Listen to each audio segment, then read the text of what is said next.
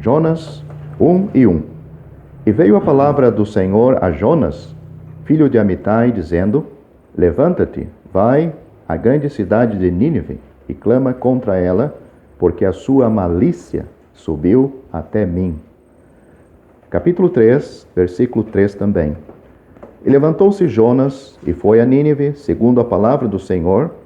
Era, pois, Nínive uma grande cidade, de 3 dias de caminho.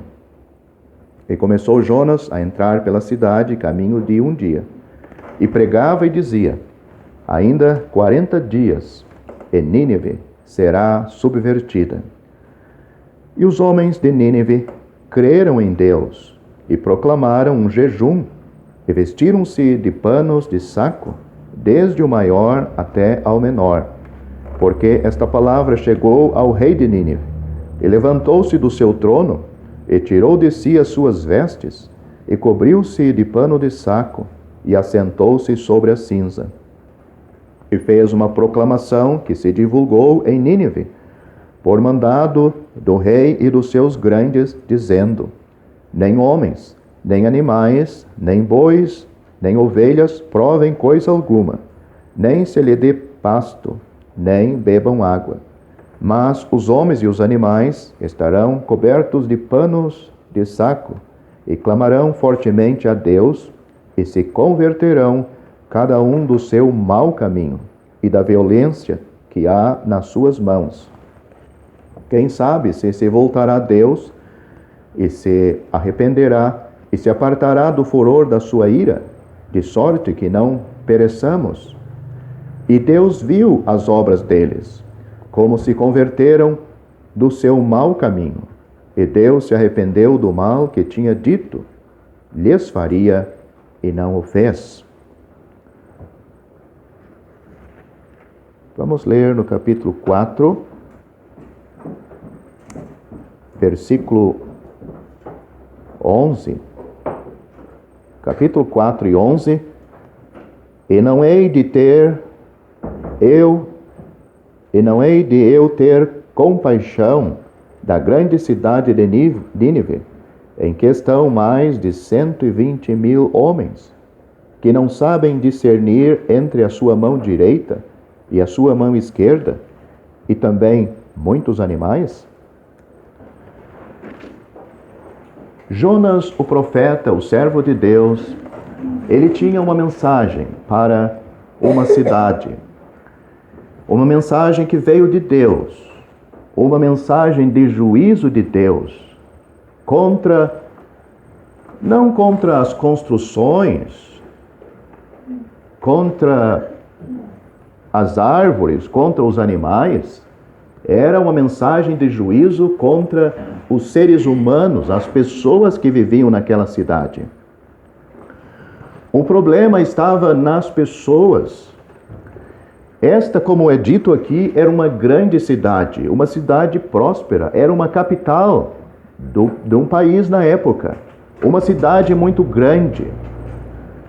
Sem dúvida, então, como toda capital, tem aí as suas construções, tem as suas faculdades, tem o seu comércio,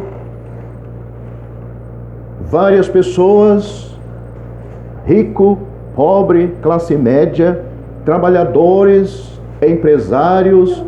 Esta cidade, sem dúvida, era composta de todo esse tipo de gente.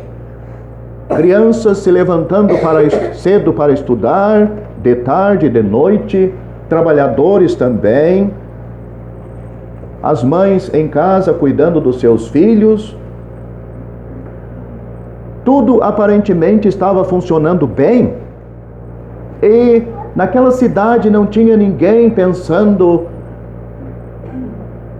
em desistir do que eles estavam fazendo. Não, porque senão Deus não mandaria uma mensagem para eles, uma mensagem tal de juízo.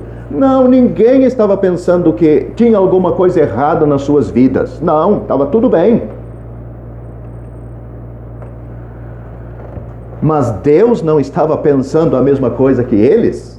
É interessante isto, né?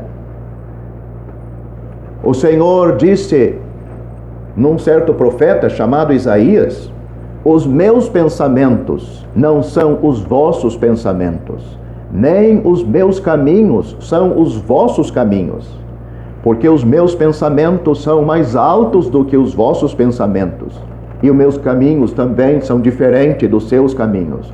Temos aqui um caso deste. Mas será que hoje é diferente? Não, não é diferente. Não. Mas hoje Deus tem uma mensagem também semelhante. O problema aqui era o que você acabou de ouvir, a maldade do coração destas pessoas. O pecado que havia no coração delas. O problema não estava em elas trabalhar, nem casar e darem-se em casamento, nem construir. Não. O problema estava, como diz aqui, eles mesmos confessaram, né? Nós lemos, o rei está dizendo que cada um se converta do seu mau caminho e da violência que existe na sua mão, para se arrepender do seu mau caminho. Então, um caminho é uma jornada longa, né? É uma vida contínua, é um caminho mau, mas que para eles não estava sendo identificado até que ouviram a voz do Senhor. O teu caminho não é bom. Mesmo que você não se sente culpado perante Deus, não se sente um pecador condenado perante Deus, mas Deus está avisando, o teu caminho não é bom.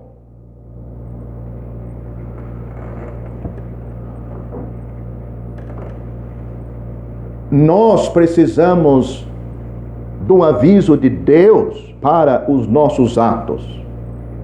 Não é os nossos pensamentos, nem os nossos gostos, nem os nossos sentimentos que são o termômetro para descobrir como vai a nossa vida. Não, é a palavra de Deus que deve servir como bússola para as nossas vidas, não só para as pessoas que estão aqui dentro, mas para todo mundo, toda nacionalidade, não importa quem seja a pessoa, seja um chinês, um brasileiro, um islâmico, todos precisam saber que tem pecado contra Deus, que Deus não aprova o pecado nem o seu mau caminho que está seguindo, e que Deus espera arrependimento das suas atitudes, e como disse aqui, se converta ao Senhor. É isto que Deus espera. Jonas estava sozinho para entregar esta mensagem. Não tinha nem a quantidade de crentes que temos aqui esta noite, se vocês acham pouco. Ele estava sozinho para pregar uma mensagem, como o Senhor mesmo disse, mais de 120.000 homens, fora mulheres e crianças. Ele estava sozinho para entregar uma mensagem de juízo para aquela cidade. E nós vemos que ele foi.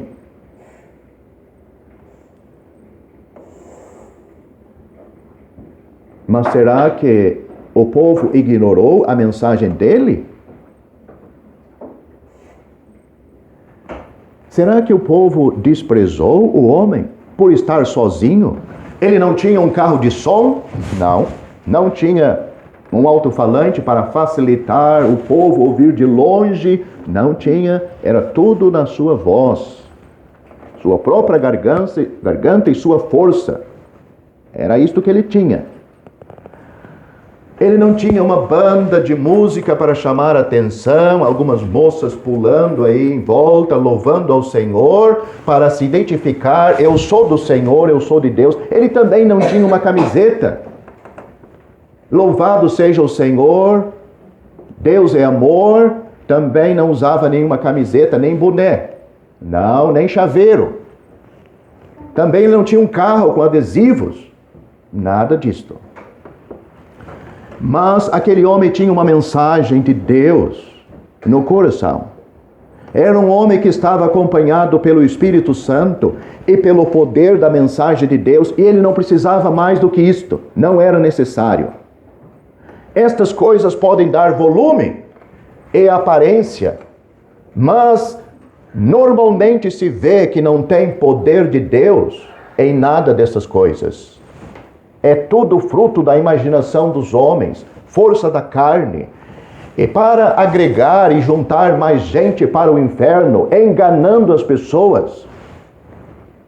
Jonas não tinha isto, e também ele não tinha uma mensagem para enganar as pessoas. Ele tinha uma mensagem que dizia: 40 dias e Nínive será subvertida. Não era só esta mensagem que ele dizia, porque o povo entendeu coisas a mais que ele estava dizendo. Ele estava dizendo que esta mensagem vinha de Deus, do Senhor, porque é isto que os homens entenderam. Eles não citam o nome do profeta? Não. Não é a igreja de Jonas que está nos condenando. Não é o pregador Jonas que está nos condenando. Não. Não é o pessoal de Jonas que está nos condenando. Eles disseram: o Senhor. Quem sabe o Senhor se voltará. Quem sabe se voltará Deus e se arrependerá da sua ira, do furor da sua ira, para que não pereçamos. Versículo 5 diz: os homens creram em Deus, pelo qual Jonas estava sendo enviado. É bom vocês aqui, e não somente todos aqui, mas as pessoas saberem. Você tem um compromisso com Deus. A tua responsabilidade, como a minha, é com Deus. Eu não sei o que passa no seu coração durante a semana, porque é um caminho. Não é só quando você vem à reunião, nem quando eu estou aqui. Mas é o nosso caminho. Note que os homens compreenderam. Ele diz: as nossas mãos estão contaminadas.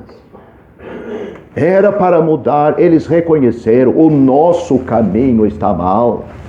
As nossas mãos, ou seja, os nossos atos, Deus tem percebido, Deus tem notado isto. E sabe, não eram pessoas religiosas, conhecedoras da religião judaica. Eles não ofereciam sacrifício como os israelitas. Eles eram totalmente desconhecidos destas coisas. Eram idólatras. Mas é interessante que, às vezes, estas pessoas estão mais dispostas a receber a verdade, reconhecer que são pecadores. Pessoas criadas ouvindo o Evangelho, parece que não tem pecado. Não. Só por conhecerem o Evangelho, ser filhos de crente, parece que tudo está bem. Não reconhece que estão tão condenados, ou mais condenados do que o ímpio, que nunca ouviu, um idólatra que sempre se curvou diante da idolatria.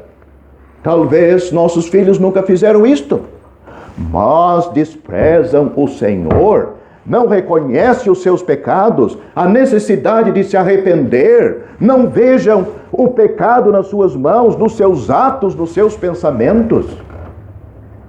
Será que você é assim, que está me ouvindo agora? Você não tem temor de Deus no teu coração? Que Deus tem visto a sua vida e que você tem provado perante Ele que você é um pecador no mau caminho. Como diz aqui, eles disseram: a violência está nas nossas mãos. Sem dúvida, uma senhora nunca tinha matado mais do que uma galinha. Nem um adolescente aí de 16 anos, máximo que talvez ajudou o pai a matar um cordeiro ou alguma coisa para para a família, mas ele está dizendo violência nas nossas mãos. O que é isto? Não é simplesmente os homens que brigavam nas guerras? Violência contra o Senhor. Desobediência ao Senhor é violência contra o Senhor? Um menino, uma menina, uma senhora, talvez nunca brigou com a sua vizinha, nunca bateu nela, mas as suas mãos, como do jovem e do velho também, estava manchada pelo pecado, e era violência. Eles compreenderam. As nossas mãos estão manchadas por violência contra o Senhor. Será que você tem essa sensibilidade no seu coração? Se não tem, saiba que Deus está avisando, que não há diferença, que todos pecaram e destituídos estão da glória de Deus. Quando esta mensagem chegou aos ouvidos daquelas pessoas, no primeiro dia, o que é dito aqui? Começou Jonas a entrar pela cidade caminho de um dia, e pregava e dizia: ainda 40 dias, e Nínive será subvertido. E os homens de Nínive creram em Deus. Primeiramente proclamaram um jejum e vestiram-se de saco, desde o maior até ao menor. Primeira coisa, eles creram em Deus. Você crê em Deus? Todos que estão aqui creem em Deus? O que eles creram em Deus? Deus vai nos condenar. Deus vai trazer o juízo que Ele está prometendo. Será que todos aqui, de um lado e do outro, creem que em seus pecados você está indo para o inferno? Que você merece o inferno por causa dos seus pecados? Esta gente creu em Deus, creu no que Jonas estava pregando a respeito de Deus. Não era Jonas que estava vasculhando a vida daquelas pessoas, mas Deus disse que o mal estava perante os seus olhos. Mas não somente creram em Deus, mostraram atitudes na sua vida. Você pode acreditar, sim. Deus vai me lançar no inferno se eu morrer. Mas isto não é tudo. Tem muita gente que chegou no inferno crendo e tinha medo do escuro, medo de ficar sozinho, medo dos pais ser arrebatados qualquer hora, mas nunca tomaram uma atitude na sua vida como estes homens. Aqui está falando que eles fizeram um jejum e vestiram-se de panos de saco. Ou seja, houve uma mudança nas suas vidas. A comida deixa a pessoa alegre, satisfeita, né? Realizada, contente. E uma boa roupa também deixa as pessoas felizes para trabalho, para as escolas, para as festas, para os restaurantes, para sair. Mas eles, sabendo que Deus estava condenando a atitude deles, as suas atitudes, estas coisas perderam o seu valor, o gosto. Não temos mais prazer na vida se Deus tem nos condenado. Não temos mais, isso não faz mais sentido para nós. Não. Nós queremos primeiramente nos acertar com Deus. Será que este é o desejo de todos aqui? Crê em Deus que vai lhe lançar no inferno, mas é só isto. Não toma nenhuma atitude de arrependimento. Eu quero esta salvação, eu quero me acertar com Deus. Jonas não trouxe nem mensagem de salvação. Mas este era o objetivo que Deus tinha para eles, a salvação deles. Tem um versículo em 2 Coríntios que diz, capítulo 6, versículo 10, que a tristeza segundo Deus opera a salvação, da qual ninguém se arrepende. A tristeza, segundo Deus, opera a salvação e a tristeza, que ninguém se arrepende desta tristeza. Mas é dito lá que a tristeza, segundo o mundo, opera a morte. Este era o objetivo de Deus aqui. Fazer aqueles homens tristes com Deus, não com eles mesmos. Esta é a atitude correta de nós pecadores. Ficarmos entristecidos com o nosso pecado. Não é Deus que está errado, é nós que estamos errados. É nós que somos pecadores, é nós que temos falhado. É nós que não temos cumprido e alcançado os objetivos de Deus, a santidade de Deus. Mas estes homens estavam certos em tratar a si mesmos desta maneira. A alegria terminou. Será que todos estão assim? Você ouvindo o Evangelho, qual é os seus planos? Dar satisfação para a sua carne depois que sair daqui? Ir para o celular, fazer joguinho? Para o computador? Se divertir um pouco? Essa gente não foi para essas coisas? Não. Isto não existia na época, mas se existisse, com certeza, essas coisas iam ser interrompidas nos lares dessas pessoas. Sem dúvida, os bares ficaram vazios, porque até os donos tomaram esta mesma atitude. Havia uma cidade entristecida por causa do seu pecado. A mensagem é: Deus está vindo em juízo. Meu ouvinte, Deus também espera esta atitude da sua parte. Ele tem uma salvação que depende do seu arrependimento. O Senhor Jesus disse que Ele veio buscar e salvar o que estava perdido. Até esse momento, essa gente não achou que estava perdida. Não sabia que estava perdida. E não pensava que estavam perdidos. Mas quando eles ouviram a mensagem de Jonas, confirmou: é verdade. Não tem erro nesse profeta, a mensagem está correta, ele está falando de mim.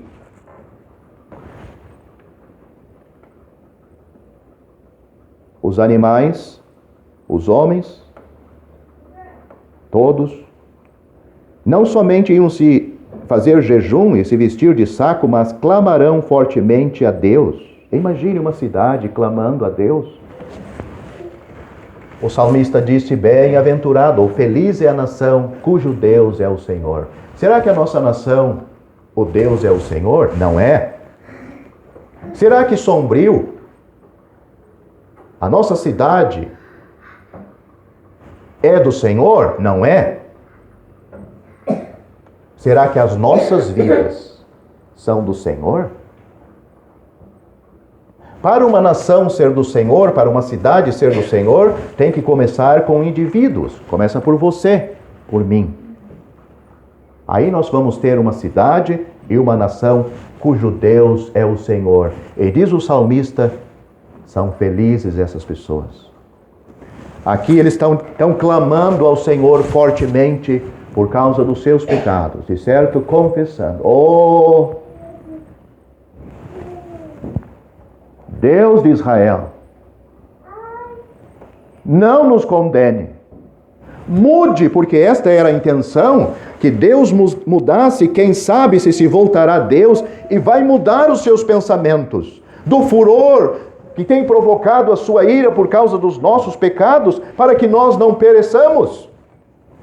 Deus viu, com certeza. Deus, Ele não está somente observando o pecado humano, mas Ele está observando também aqueles que compreendem isto, que ouvem a sua mensagem, que estão dispostos a se arrependerem dos seus pecados E Deus viu as obras deles, como se converteram do seu mau caminho.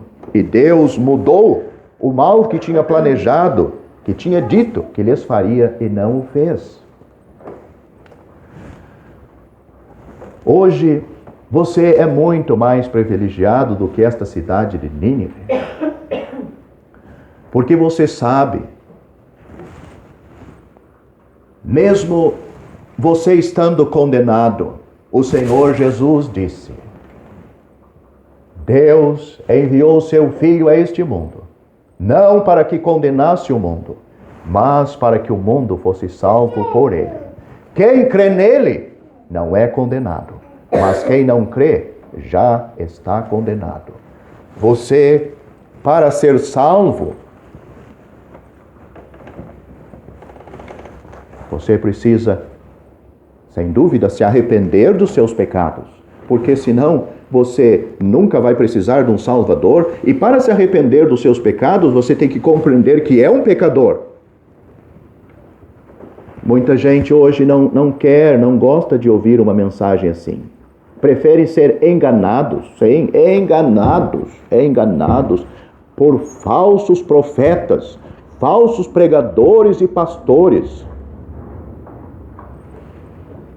Querem que Deus abençoe as pessoas, enriqueça as pessoas, mas não avisam, não pregam a necessidade de arrependimento dos seus pecados, a conversão real a Cristo como Salvador, aquele que morreu na cruz, levou em seu corpo os nossos pecados sobre aquele madeiro, para que nós, mortos para os pecados, os pregadores hoje deixam as pessoas vivas para os pecados. E a morte de Cristo, o efeito da morte dele não é anunciada. Mas aqui você pode ouvir isto. Tem o privilégio que Cristo pode salvar perfeitamente os que por ele se chegam a Deus. Como você recebe? Aí mesmo onde você está sentado, pela fé. Você não precisa ser condenado por causa dos seus pecados. Você pode confiar, receber Cristo como seu Salvador. A morte dele foi para garantir a sua salvação e a minha. O sangue que ele derramou na cruz salva o pobre pecador. Que você tome o mesmo passo, a mesma decisão dessas pessoas, a vida delas mudou a partir daquele dia. Pessoas que dizem que é salva, que não muda o seu caminho, não muda as suas mãos, quer dizer, os seus afazeres, a sua vida. Não combina com as Escrituras? Não. Sem dúvida, esta nação se tornou uma nação totalmente diferente a partir daquele dia. Você aproveite, porque você está numa fila, do qual o fim é a perdição.